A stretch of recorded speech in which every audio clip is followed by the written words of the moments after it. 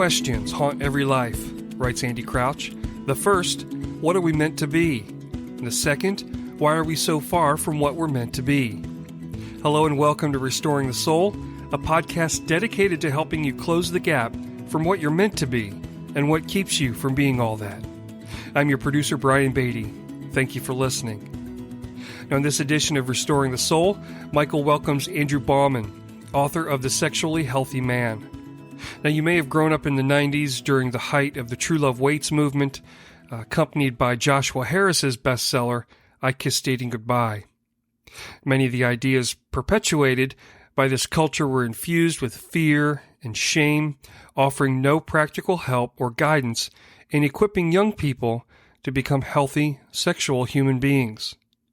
And as a result, shame accompanied any thoughts around sexuality, with guys trying to white-knuckle purity and falling short over and over again, leaving them with feelings of self-hatred and hopelessness. But as you'll discover in today's conversation with Michael, Andrew hopes his brand new book will serve as the guide, providing comfort and clarity to those who find themselves in a similar struggle for sexual health. The essays in the book are not only for men, but also for women who want to understand what healthy sexuality can look like. Speaking of women, you may remember Andrew's wife, Christy, as she was a guest on a September 2020 podcast called The Theology of the Womb. Definitely something worth checking out. Now, Andrew has graciously provided us 2 copies of The Sexually Healthy Man that we'll send to a few randomly selected listeners. All you need to do to qualify is log into Apple Podcasts and write a review of Restoring the Soul. Couldn't be easier. Now be sure to listen to next week's podcast for an update on the winners. Now, without any further delay, here's your host, Michael John Cusick. So, Andrew Bauman, welcome to the podcast. Thank you. So glad to be here. Been wanting to do this for a long time. We met months ago through a kind of mutual connection, and then you gave me the opportunity to look at your book ahead of time, and that was just a treat. So I'm glad it's out now. Yes. I'm excited. The Sexually Healthy Man is now out, and I appreciate your endorsement. And I'm excited to talk about it today. There's not a lot of books, as you well know, written on sexuality for men that have much substance. And I'd like to think that my book has some substance beyond the normal, just don't do it, bounce your eyes, and get more accountability. But let's come back to the title, The Sexually Healthy Man, Essays on Spirituality, Sexuality, and Restoration. And for a listener, they might say sexually healthy man is an oxymoron. So why'd you title it that? So for me, growing up in the South, in the deep South, I heard a lot about, a lot about sexual shame. I didn't hear a lot of tools about how do we actually become sexually healthy. And sadly, I learned through my own failure, 13 years addicted to pornography, trying to then 12 years ago, being married. I've been sober for about 12 years now. And yet realizing how much damage porn had done to my style of relating, how much it hindered me to have genuine intimacy with my wife, genuine connection. That 13 years of porn really, really messed with how I viewed women, how I viewed beauty, how I engaged in a healthy way. And so for me, that was really the beginning of deconstructing something that I knew was toxic. And then spending the last, 12 years really trying to build a comprehensive, positive, sexual ethic that what can we actually hang our hats on as Christian men? So right away, you didn't deal with that problem of porn and your sexuality because it was, quote, a sin and you felt guilty or because your wife caught you. But you really started to see the cumulative effect that it had on you. So say more about specifically, you said the style of relating that was there. Yeah, what I call it is a pornographic style of relating. And basically, if porn is your main sex ed teacher, for me, my parents didn't talk about it. My church didn't talk about it besides, no, don't do it. And so porn became my mentor. Porn became my teacher. And so I learned how to be sexual from pornography. And so we unconsciously take that into, and then fast forward. So I started when I was 13. Now fast forward that into my adult relationships. And I begin to bring this style of relating to my real world relationships. And my relationships are floundering. I'm jumping from woman to woman.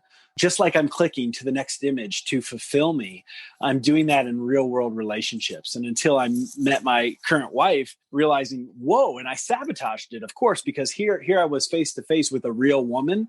And I knew if I dated or if I obviously married this woman, I would be exposed as the fraud that I was, because genuine intimacy, a genuine partner will expose you. And so I knew. And again, it took a lot of time, a lot of deconstructing my own life to realize, what do I actually want? And I was actually sitting in Dr. Allender's marriage and family class. This was 15 years ago. And I'm sitting there listening to him talk about marriage. And I'm dating another woman. Christy and I weren't talking.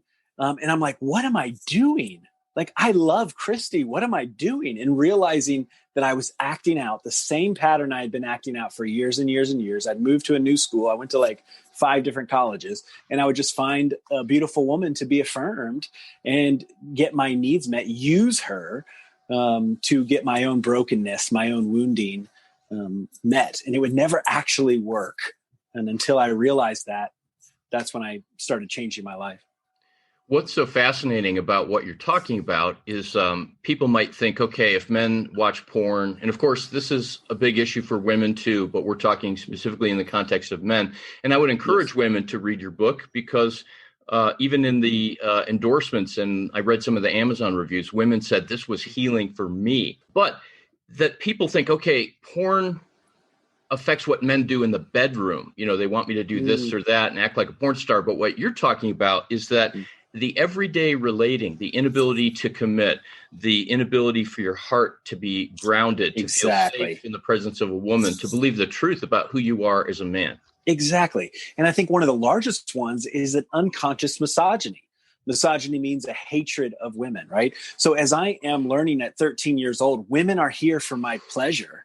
Women are here to be used. I am learning about, and then as my mom is very timid, does not engage my violent father, I am learning, I'm taking all these messages in that, women are to be silent. The church told me that, right? And so I'm getting all these sexist messages that are rooted in misogyny, and then I'm using porn, which is saying women are here to serve me. So I bring this selfishness into relationship. I bring this unconscious misogyny. And until we can really address that within ourselves, that's when we can actually begin to heal, and we can begin to honor beauty, honor women, rather than devour them.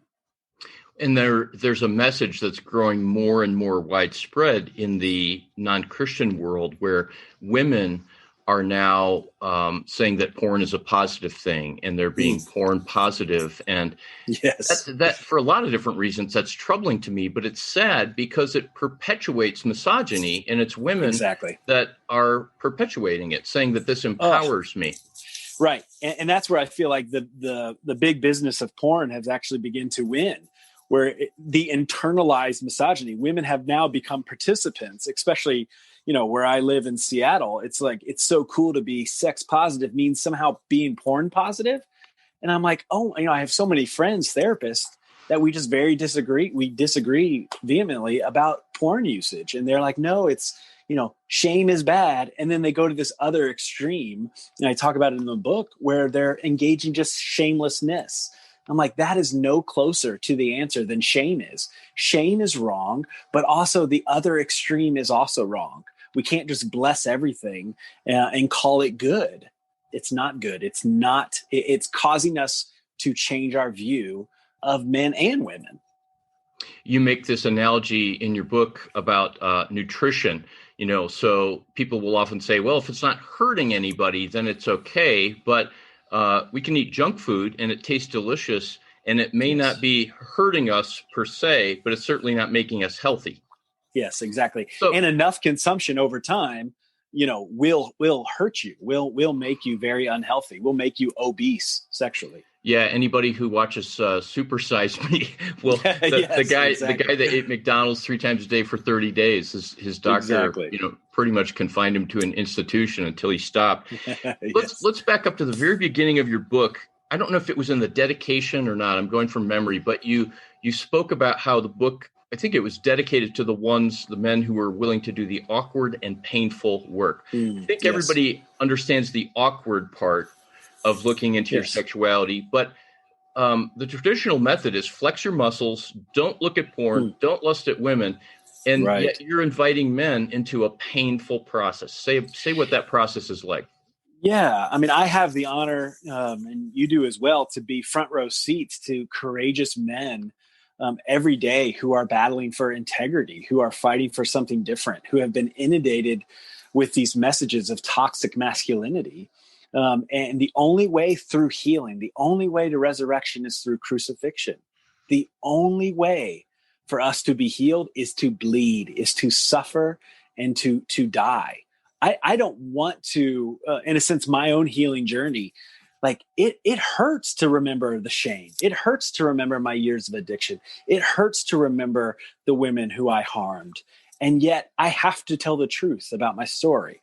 I have to feel the weight of my sin so I can move beyond my sin. Talk about what you mean by sin, because I believe that we have a similar hamartiology. That's the big theological word for theology of sin. But some people hearing this might be hearing, okay, sin, stop looking, stop lusting. And you're talking about sin as this relational style. Yeah. No, it's much deeper than just the behaviors, right? I'm talking about the objectification of beauty. The literally, if we're just talking about viewing women as objects, like how do I begin to change the relationship with beauty, with women? It's much deeper than that. It doesn't need to be a naked woman to be porn. I can pornify a woman with 25 coats on, and a blanket over her head. Like it doesn't matter.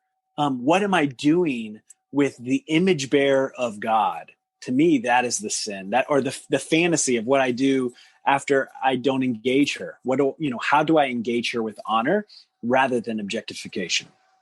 I've been to the Middle East several times, and if you see a woman in a burqa where all but her eyes are covered and she's looking out, there's something about the coveredness and then just the candy bar sized window of her eyes that it's so alluring and it's almost magnetic. Yes. And it's not appropriate to look a woman in the face, but it brought up this idea of how it's the feminine light in the eye, how it's the gaze of, am I seen? And it wasn't about body parts, because all you saw was this non-sexual part of clothing. And so when you bring up this idea that it's not necessarily about the genitals or the sexual parts, it brings up this issue of what we're really looking for, what we're really hungry for in our lust. Talk about that, because it really is about pain, emptiness, loneliness, and a disconnected search for connection. Exactly. Yeah. So the two main points are: we eroticize our pain to make sense of our pain. We sexualize our brokenness. So that's why it doesn't help to just get a bunch of porn software to help you not look at porn. And you got to deal with the pain. You got to deal with what is being sexualized. Right? What type of porn are you viewing? What type of porn are you drawn to? Are you aroused by? You have to begin to be curious. And that's why judging yourself, being harsh, contempt, not helpful. Not helpful at all. Can we be kind and curious to what drives us, to what drives the use, what drives the unwanted sexual behavior, what drives the arousal? And if you can begin to be curious and normally have, guys with you, have a sage that is ahead of you on the journey to help you, you can really uncover a lot of treasures and really heal some of the young parts within us that are within all of us. These parts of us that we then sexualize to somehow mend or care for those wounded places. So that would be a huge one. Caring for the wounded places. That's such a powerful statement, because, it's our mothers who are the first ones to care for us in that way, and to hold us in their womb, and to birth us, and to take us to their breast, and to nourish us, and then to be there when we skin our knee, etc. And there's a search for a primal connection with feminine beauty that truly is life-giving. Yes, exactly. And so much of, and I'm still kind of working this out in my mind, but I don't know if I've met a single man who has an unhealthy relationship with pornography that doesn't have some type of issues with his mother. Like, you got to look at the mother wound. You got to engage. And again, it doesn't make her all bad. It doesn't. Right. She's not Jesus. Like, she has harmed you. Your father has harmed you. We have to explore those wounding, especially with the feminine.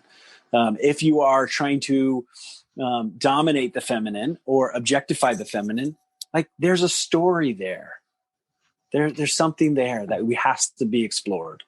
And therefore, a big part of your work, as you and Christy have separate practices and do work together, is really to get into people's stories, to unpack the meaning, the wounds, the way that we've mishandled our pain and our needs. Yes, exactly.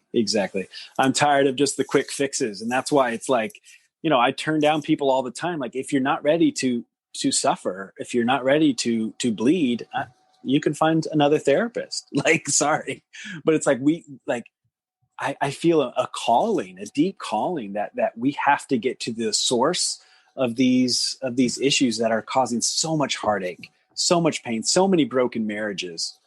And we've got to grow that courage. And when you're looking at porn, you're much more of an adolescent boy than you are a courageous man. Yeah. And for so many of us, it starts in late childhood or early adolescence, when we're starting to have that sense of turning from a boy into a man that's being formed in us. And that adolescent picture seems really, really true. That was true for me. I'm not going to relate to a woman. I'm going to use her and to objectify her. I want to back up. You mentioned Dr. Allender. You took that class 15 years ago. I took it 30 years ago. And I know he is evolved in his thinking and he's more prolific, but a lot of the same material. And he said to me once, part of what's underneath lust for men is that the beauty of femininity, not just a particular woman, but the beauty of femininity awakens a longing for tenderness. And men don't want to be vulnerable. We don't want to acknowledge that we need tenderness because it feels weak. And so we make the woman pay. Yes. Talk about that. Exactly. Well, it's this back and forth. It's this push pull. I love you and I hate you. Right. And that's part of this. We have to name, I love a woman for what she can give me. And I hate her because of how much power she has over me, because of how much power. And that's the ambivalence that we have to name as those recovering with unwanted sexual behaviors. Like, I love you and I hate you. And so much we don't name the hatred part. We just kind of name, I love women, or, I can't get enough of women. It's like, no, you actually hate them. You actually want to destroy them. And will you own that? And then you can begin to heal that. And I think that's part of that dichotomy that you're naming. Like, we hate the kindness that a woman's offers us. It scares us. Genuine intimacy is terrifying. One of the things I love about the book is that it's not just a front to back book. It's a series of essays, and some of them are very short and provocative and thoughtful, and others are a little longer. But I love the titles because it was essays. They're kind of standalone titles. And one of them was When Men Rule the World. And you shared the story in there about how when you were just starting to date Christy, your wife, that she's a very strong woman. If anybody's listened to the podcast that I've done with her, I mean, her strength and passion comes out. And she's really substantial, and there's a lot there. And so somebody challenged you, like, are you sure you want a woman like that? Don't you just want someone who's going to be your helpmate? And gosh, that's a book in and of itself, because the implication is somebody who will help make your life easy.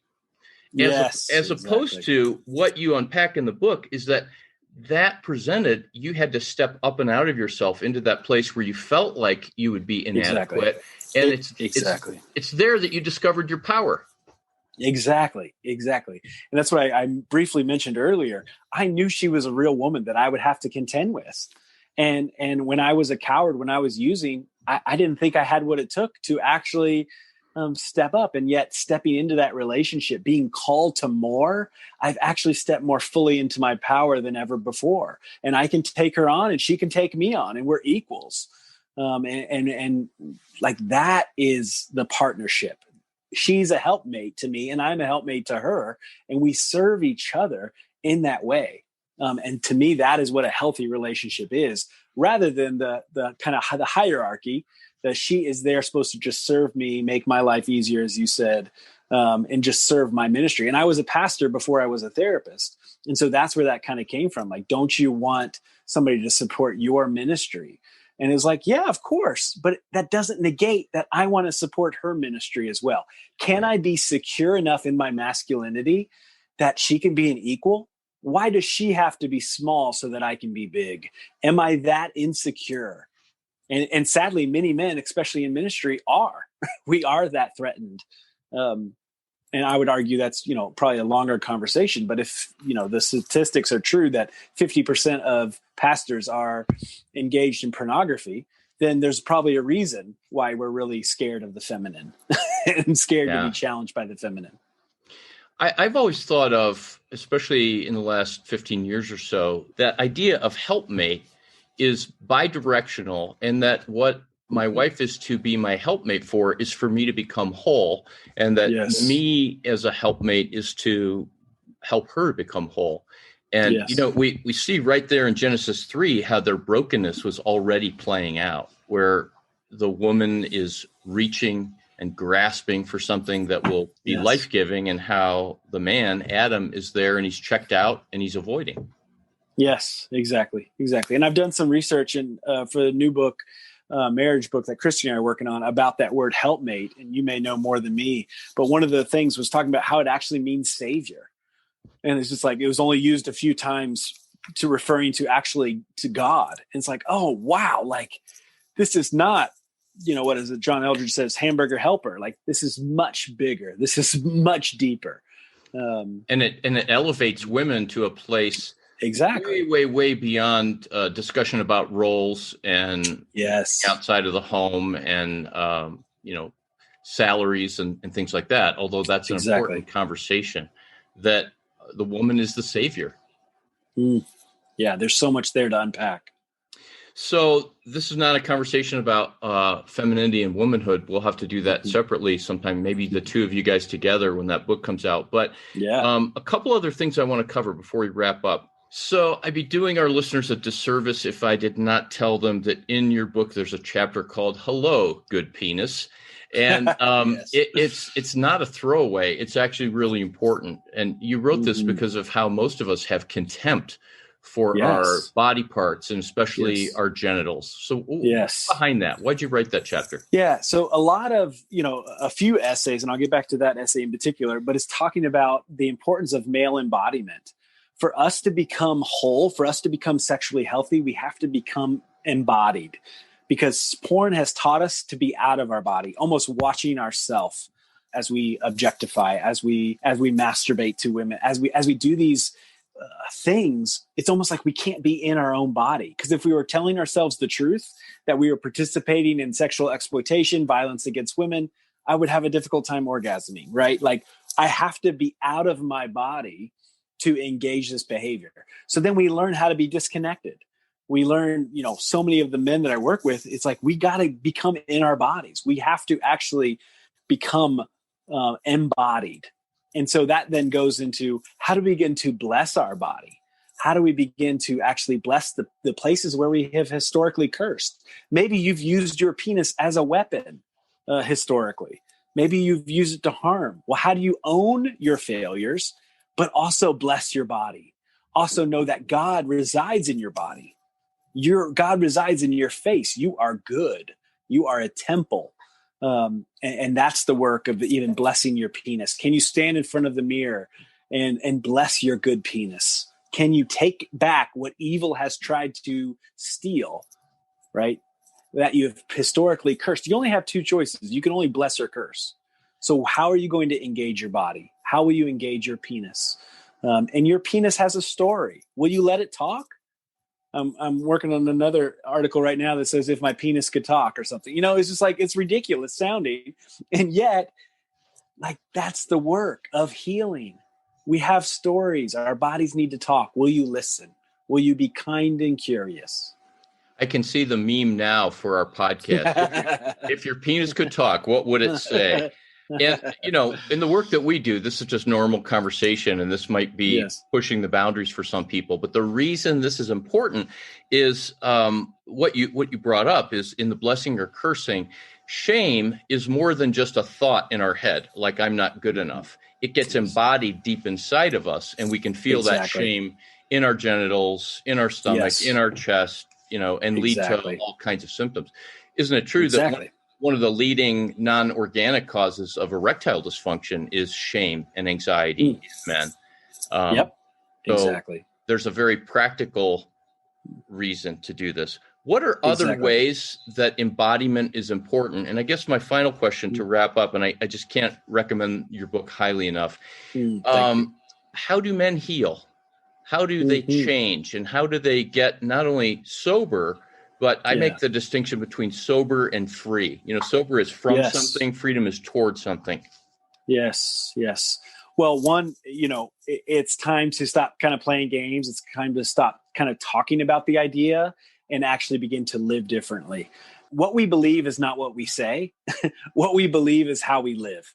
And that's a very important distinction because so many of us talk a big game, and yet how we live is what it's about. And so if you actually become an authentic man, will you own it? Will you own the fact that you have an unhealthy relationship with women, that you have a history of pornography abuse?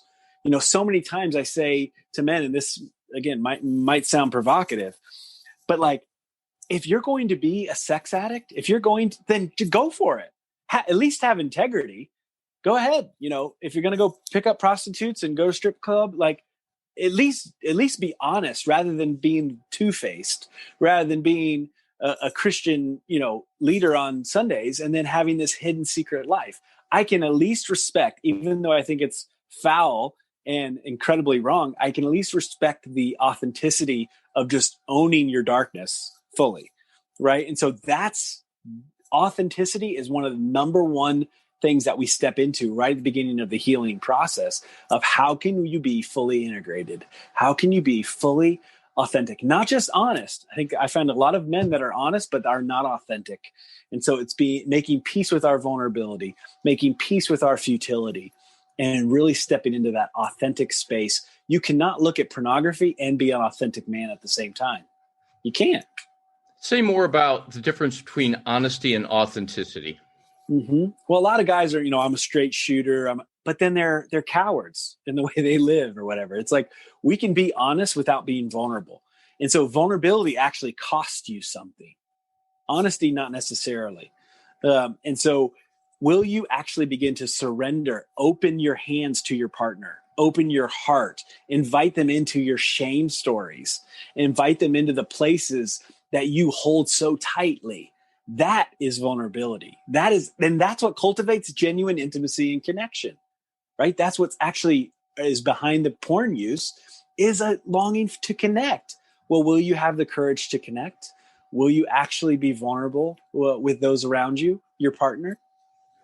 Larry Crabb said to me 30 years ago in that same year that I studied with Dr. Allender, he said, and this was where I would let 75% of my sexual addiction out and hide the other 25%. We were having a conversation. And he said, the easy thing to do about lust, and of course he was smiling as he said that because it's not easy.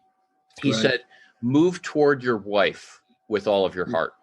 And, it boils down to that pornography and fantasy and lust is we remain locked inside of ourselves, that the object of femininity doesn't require anything of us, but it requires everything and the potential wounding and exposure. But on the positive side of that is that we're known, and there's a muscle in our masculine soul that begins to grow, and we realize that we're not inadequate. Exactly. And the more you practice that, the more ripped you get, right? The more strength you become, the more courage grows. And the more you step into cowardly behavior and inauthentic behavior, the more that's going to grow. And so, that if you want to get well, then let's step into it. Let's begin to really dive into this material, dive into your material. I truly believe, I see men change every day. This is not impossible. And yet it is painful. It is hard.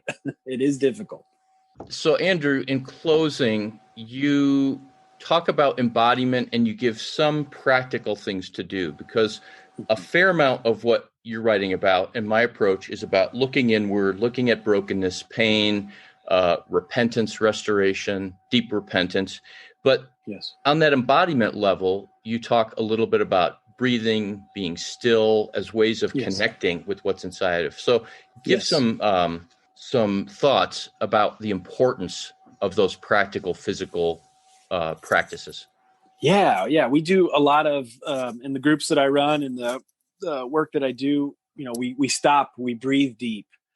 Before any trauma story, we do an exercise with our body. So we stand up, we hop around, we move our arms, we move our legs, we open our mouth really wide and make weird sounds, and let our growl, we get into our bodies and we all look silly. And yet it's like, so then we go into, we share a trauma story, or only after we become embodied. Because if I am disconnected from my body when I enter into trauma, great harm can be done. I have to feel my body so I can actually grieve my story, because the trauma split us from our body.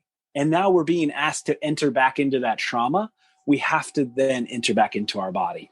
And when we can do that, when we can practice that, then we can be more embodied in sex with our partner, right? And engaging pornography or not. Actually, pornography becomes way less enticing when I live more embodied, because it's such a disembodied thing. It's just like, I don't want this fake stuff. I want the real thing. I'm going to pursue my wife. I'm going to actually engage and take a risk, because it's way better when it's real than when it's fake.